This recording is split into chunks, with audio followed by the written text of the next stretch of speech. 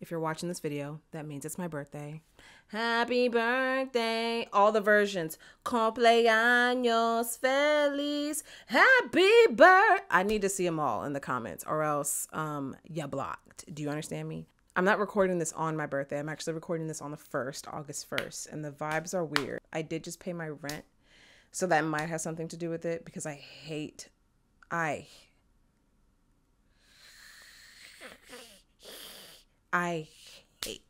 paying rent. It is an emotional experience for me every single month. I haven't done like a birthday video in a long time, and I have no idea what my plans are, but I wanted to talk about the ways that I have quite literally changed my life in the past few months.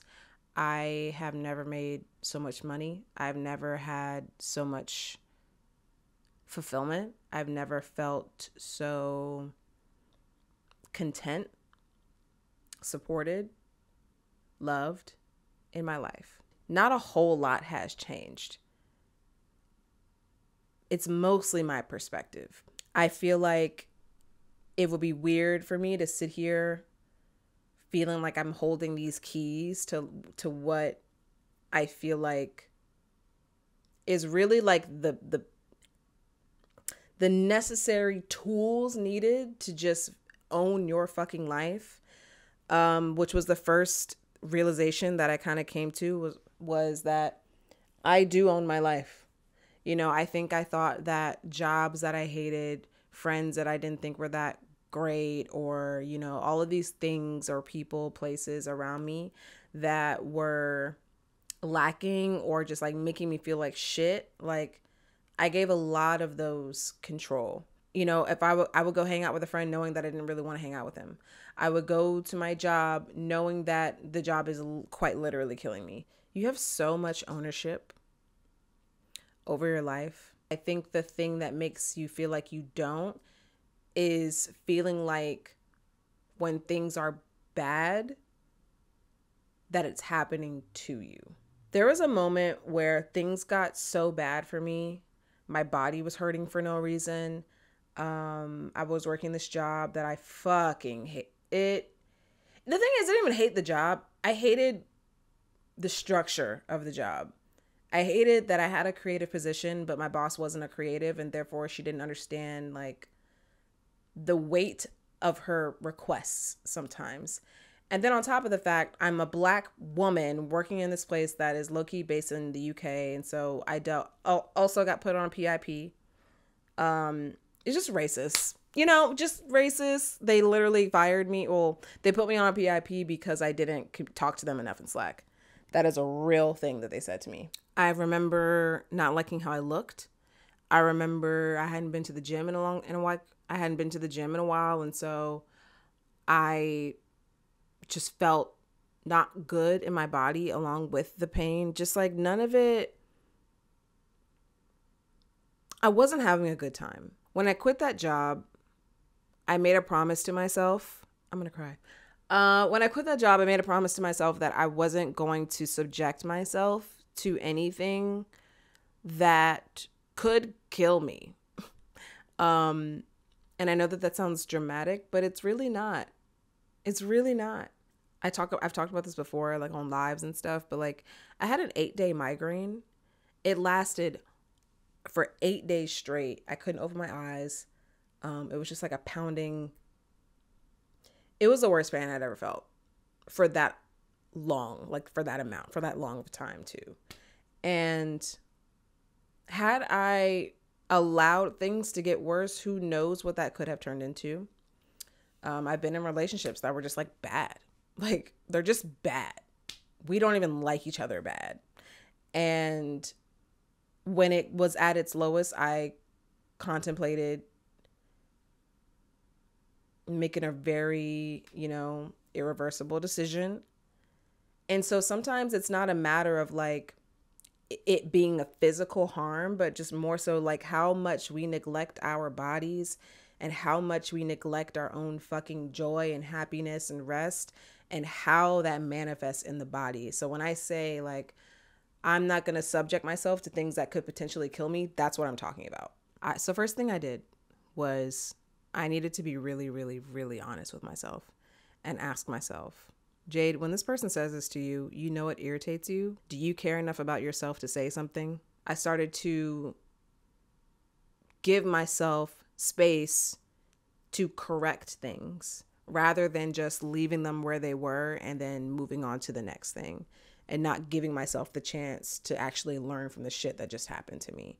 I needed to learn what it meant to take care of myself again, because I think when you're so used to being in survival mode, you just neglect yourself. You don't think, you're thinking about money. You're thinking about maybe if you've got kids to feed, you're thinking about all of your obligations that are tied to you, and you're not thinking about you.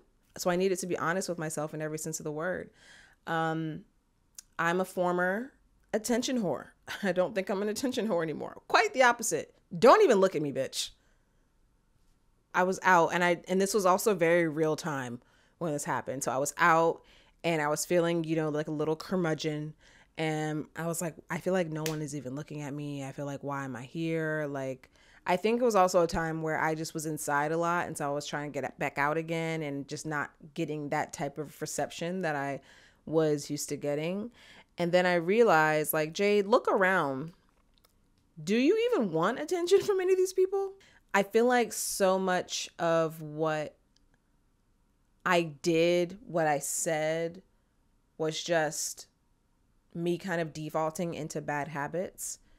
And I had to literally rewrite the way that I interact with the room. I have to rewrite the way that I, perform versus not perform. I had to think deeply about things that normally were just kind of like automatic responses. But I wanted to change those automatic responses because those automatic responses were coming from a place of trauma, coming from a place of survival, coming from a place of just honestly never thinking 2 seconds more about what I actually want and not about thinking more about what I want in that moment and less about what other people want from me. So the second thing that I did was I stopped being a resource to people. This is something that is very innate to me. I'm very used to just offering help. Hey, you need some cash? Send it to you. I just do it. And I think I do it because I'm used to being someone who doesn't get a lot of help and who doesn't get offers. Before I didn't get offers from people who wanted to help me.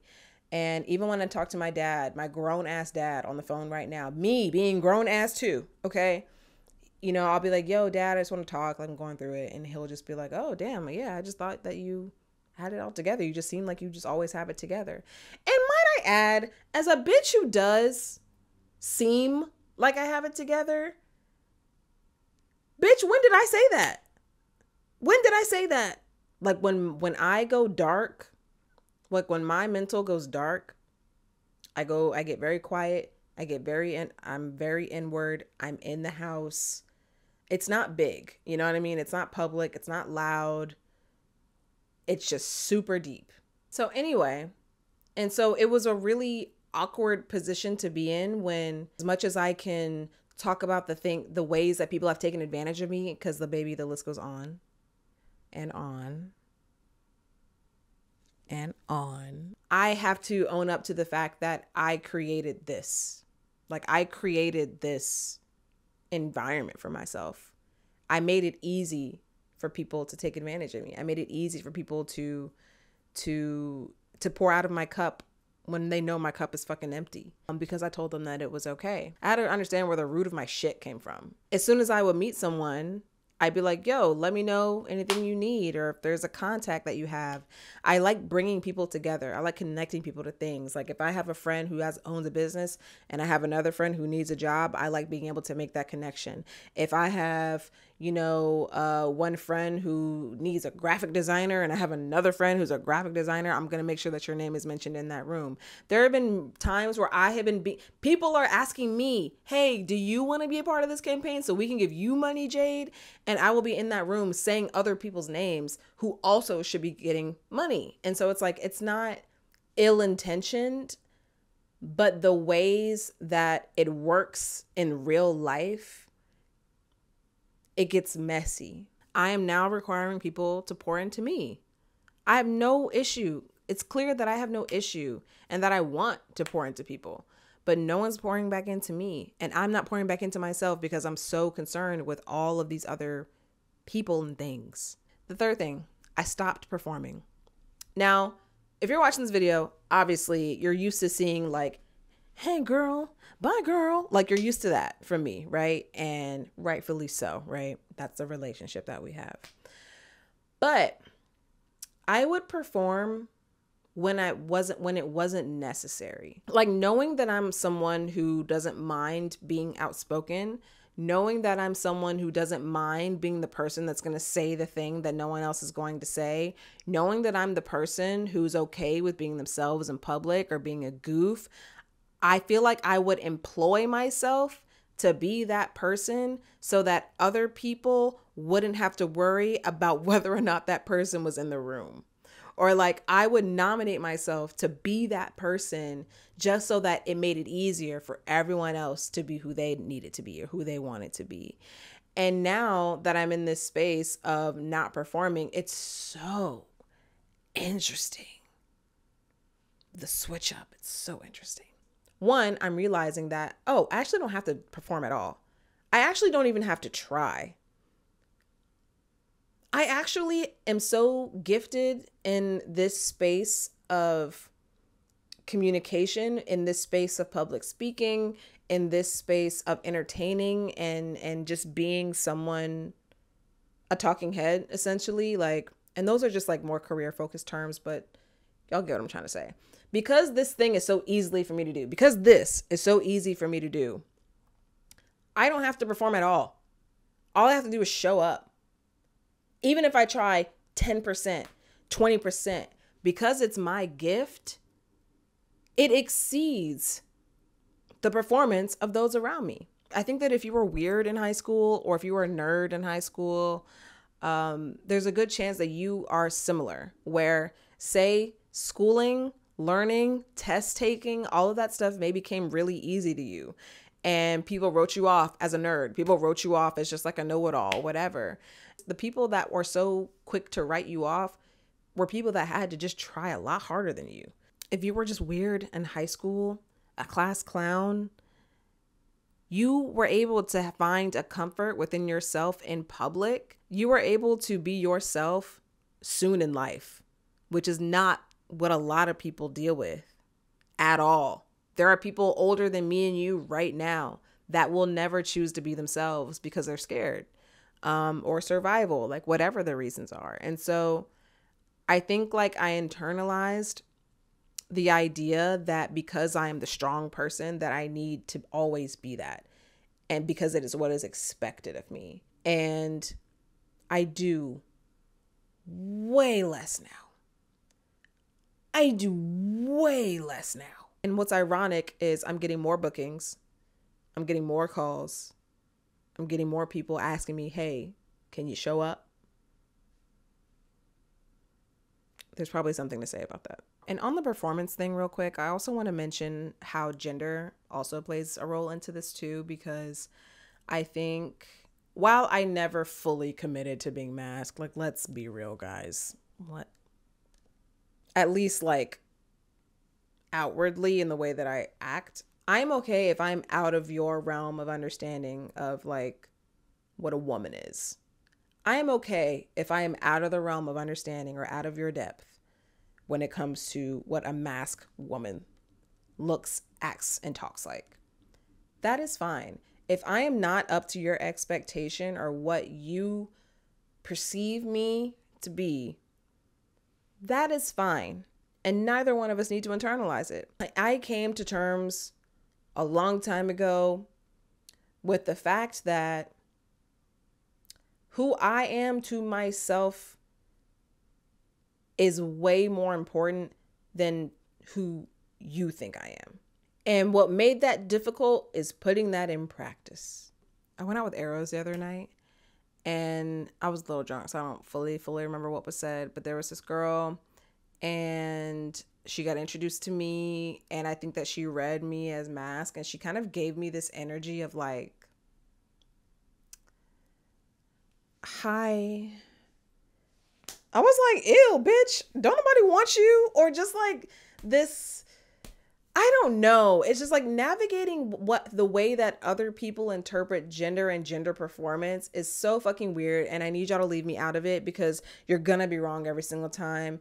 And baby, whatever I have for you is better than what you think that I have for you. It's also just corny as shit. Just like be yourself, guys. I say this with love. Truly, I say this with love. Who you are will always reveal itself.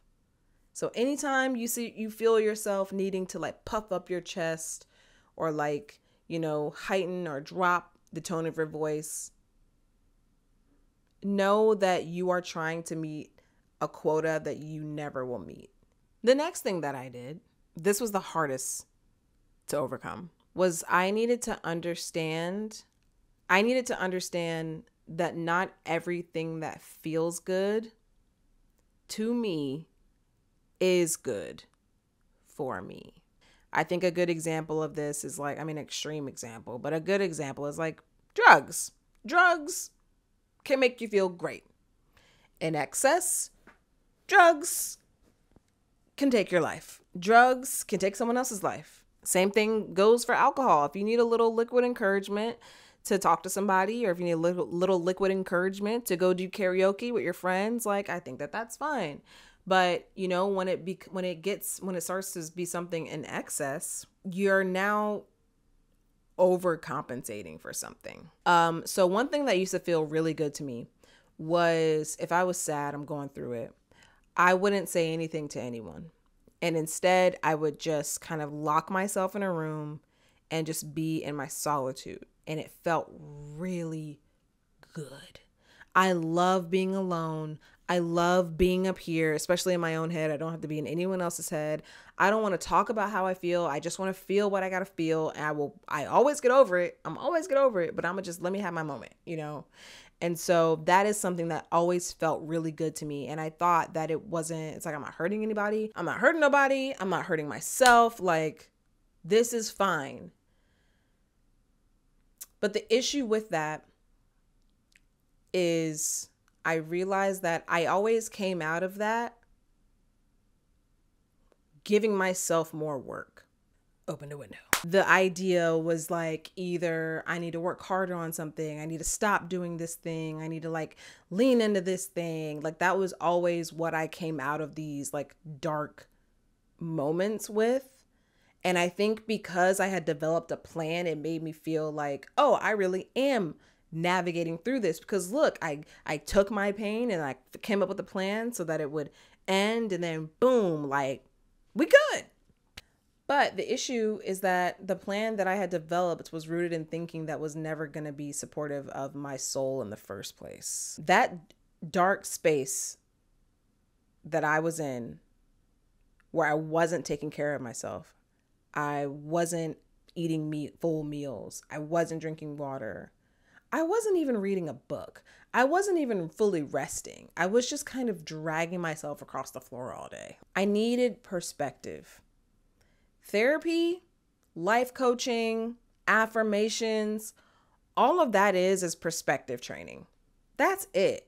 When you go to therapy and you're talking about all of this trauma and all this shit that you've been through in your life, the therapist isn't telling you, hey girl, that didn't happen. Hey, just smile. Look over there. Like, they're not doing that.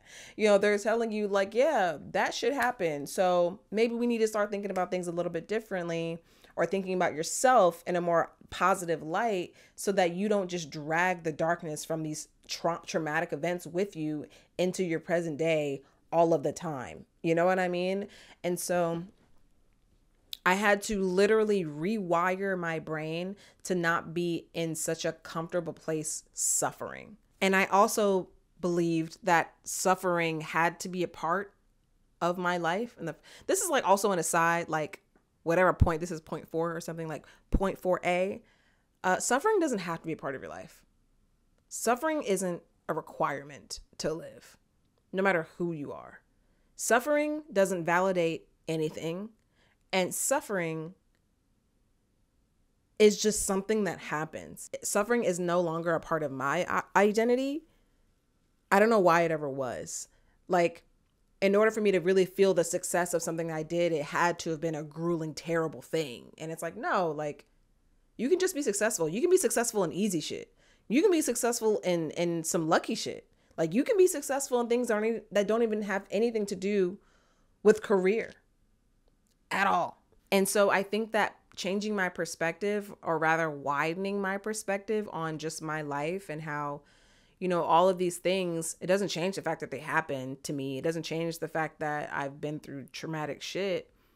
But what it does do is help me not lean into it all the damn time. 'Cause it's uninteresting. Like, yeah, like, you know, it's not good to be in it for, you know, health, like mental health, and, you know, but also just like, I'm not that girl anymore. We were in an Uber the same night I was with Arrows. We were in an Uber, and the Uber driver had been through a very similar relationship that I had been in. And I think that in that moment, I felt tension, because on one hand I was like, I feel like I should be like leaning into this moment and like consoling this man and sharing my experience with him. But then on the other hand, I was like, honestly, Jade, you've been in this spot before where you where you literally can't hold yourself. Like, you literally can't hold this in, and you have to tell someone, and you have to explain like how you're feeling to people. And it just kind of comes out of you because you're so consumed by it. Maybe just let him say that and don't do anything.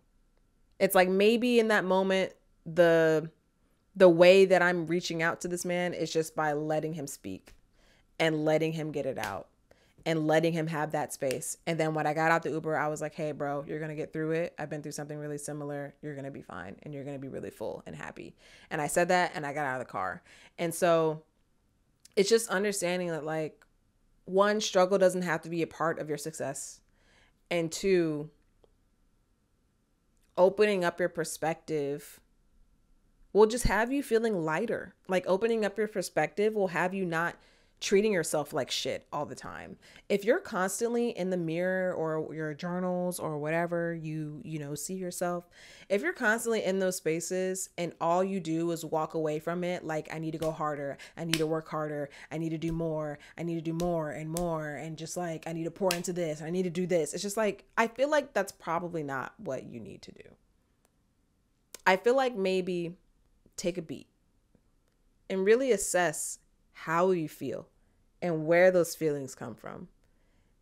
And it's almost always never going to be in you doing a lot more. Most of the time, it's going to be you pulling back and being a little bit more strategic or reserved about your energy and where you place it. But it's almost never like, yeah, bitch, like, let's get the fucking to work. Like, I don't think it's always that. And one of the other things that I did, and this list will continue, I'm sure, as I grow and get older and older and older, is I needed to make better choices for myself, which is kind of like a nice segue from the last one. Like, I don't want to make a decision that requires me to be even harder on myself. I don't want to make a decision that requires me to neglect myself even more. I don't want to make any more decisions that take away from my well-being and my health. And every time I chose money, even when I didn't want to do that gig, or even when I wasn't that passionate about that gig, that is me neglecting myself and not choosing myself and not making a better decision for me. Every time that I have canceled, though, and said, actually, I can't do it this day, can we do it another day? That was a decision that was for my better self. Anytime that my phone was getting blown up from my agency and I chose to just fully ignore it for an hour and make myself a meal instead, that is making a better decision for myself. They can wait. That's what I mean when I say, like, you have more power than you think you do. And I think that this is a special message for the people pleasers in the audience, because I think that there's this idea that if you show up in people's lives in the way that they want you to, then it will feed you in return, right? But really, you're checking off boxes that people never gave you. So when are you ever done? When have you hit the limit? I think that boundaries, respecting yourself, accepting yourself, having confidence, I think these are all ways to own your life. Like, I can give you a time where I didn't do it. I was in a relationship at the time, not my current one, another one. And I wasn't very happy. And I think I just wanted to feel good. Like I wanted to feel good romantically. Like I wanted to feel wanted. I wanted to feel like sexy. I wanted to feel like someone actually wanted me around. And I had a crush on someone. And I decided to go hang out with them. Nothing happened. Nothing happened. But it was just nice to be around someone who liked me, you know?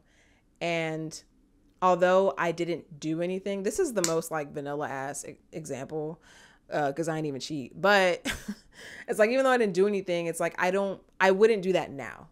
To make a big decision that could potentially create a lot of problems for me, just so that I could have that moment, that chemical like burst in my mind, or just like that chemical reaction, just so I could have that small itch being scratched, when I could do that in so many ways for myself.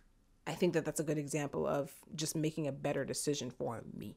And it can happen in the smallest ways. And I know that like everyone hears this about like go for a walk, read a book, drink some water, whatever. I think it's less about the act itself and more so when you choose to do it.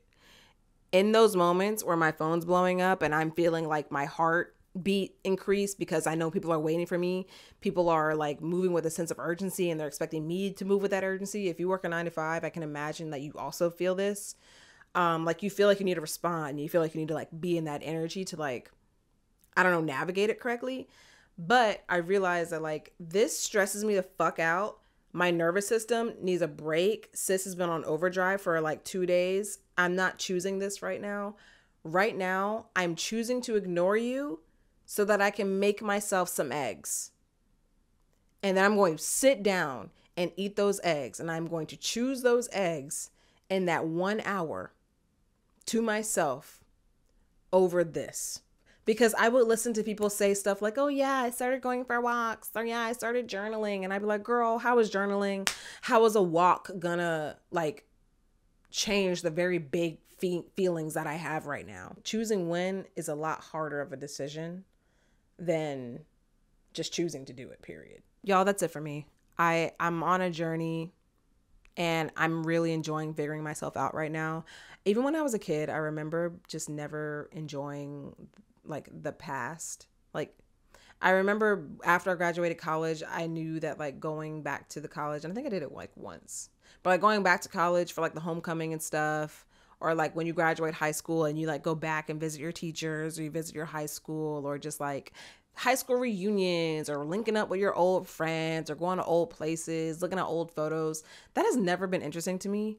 I don't know why. I don't have like a good reason. It's just never been interesting to me. Like going down memory lane, I don't know. I'm just uninterested in it. And I think it's because I've always known that my future was going to be something that is way more interesting to me than my past ever was. And I think that a lot of the shit that I went through, although I don't think that I had to go through it, I don't know, you could have given me a movie to watch or something. I don't think I needed to go through all that. But like, while I don't think I needed to go through it, I do believe that mentally it got me to understand what treating myself well should look like, because I had been so mistreated. And I think it really showed me the gift of what self-worth, having a self-esteem. I don't chase things anymore. I'm not in the business of making my life difficult. Actually, I have one more thing to say. I was just talking to my friend about this the other day. The other thing, add this to the list. Know who you are now. During the pandemic, as a Black woman, I think that I internalized the narrative of like self-love, self-care, rest. And just like, girl, we weren't meant to work. We were meant to chill and like, let's be anti-capitalist. And it's just like, girl, who loves working? I don't. And I think I was in the pandemic like, yeah, I don't. But then I was like, I don't know. I enjoy Google Sheets though. Every time someone told me I worked too much, every time someone said, Jade, make the lift easier, every time someone had something to say about the way that I like to work, I internalized it as, oh, well, me and my natural state is bad and it's bad for me. When really, I think I needed to learn what it was like to be healthy and busy at the same time, which I now know what that looks like. Choose them eggs, girl. Choose the eggs. But two, I'm just a high achieving, high functioning person. Like, it's just, it's not, I don't get anything from my life by not making my visions come to life. I have to make my visions come to life. So I don't see it as like, oh, work. It's just like, oh, I have this dream and now I have to make it happen because I just do. And I know I can. And so that's why I say know who you are, because I feel like I don't want to say I wasted 2 years, but because I did learn a lot about myself and I did definitely take the time to rest. But I kind of wish that I had this awareness earlier, because had I not internalized this narrative, who knows what I could have done in that time. You know, I am a dreamer. I am someone who brings things to life. I am someone who has big ideas. I like things to look nice. I like things to look put together. I like things to feel polished. I like things to feel done. That's my brand. That's me. If you see me, you ain't never seen no cheap shit. Let's be honest. If you see me, you'll never see me half-assing shit. If you see me in a casual space, then baby, I'm being casual. Right? I'm being casual right now. But like, when it comes to this work stuff, like, I show up for myself, and I have been for years, consistently. My integrity means a lot to me. My character means a lot to me. Respect means a lot to me.